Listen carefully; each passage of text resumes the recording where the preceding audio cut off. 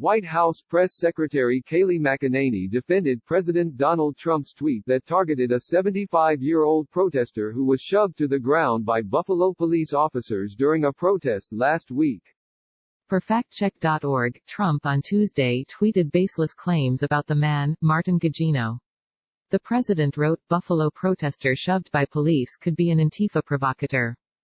75-year-old Martin Gugino was pushed away after appearing to scan police communications in order to black out the equipment. At OANN I watched, he fell harder than was pushed. Was aiming scanner. Could be a setup? Republicans on Capitol Hill largely avoided commenting on the president's tweet, which was a conspiracy theory floated by One America News Network, known for its pro-Trump bent. Others, like Ari Fleischer, the White House press secretary under President George W. Bush, condemned the tweet, calling it reckless. McEnany, at a White House briefing on Wednesday, said, "It's not a baseless conspiracy.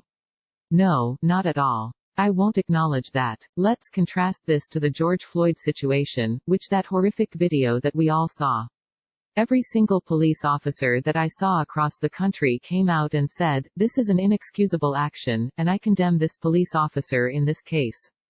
There were 57 police officers who said I resigned in protest over the way these two law enforcement officers were handled, and the president says those law enforcement officers have a right to be heard."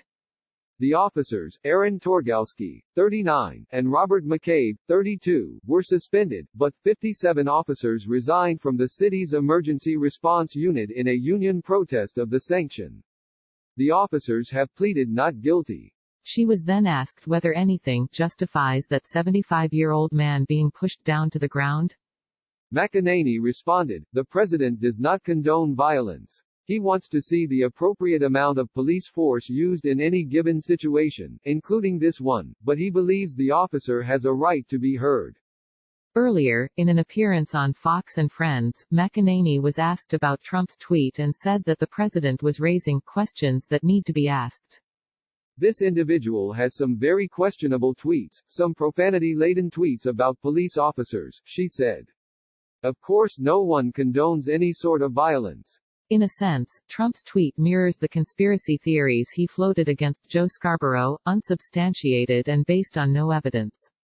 Trump claimed that the 2001 death of a congressional aide to Scarborough was a cold case, even though it is not. Authorities long ago ruled it accidental, and the aide's widower even sent a letter to Twitter CEO Jack Dorsey asking that the social media platform take down Trump's tweets about the case.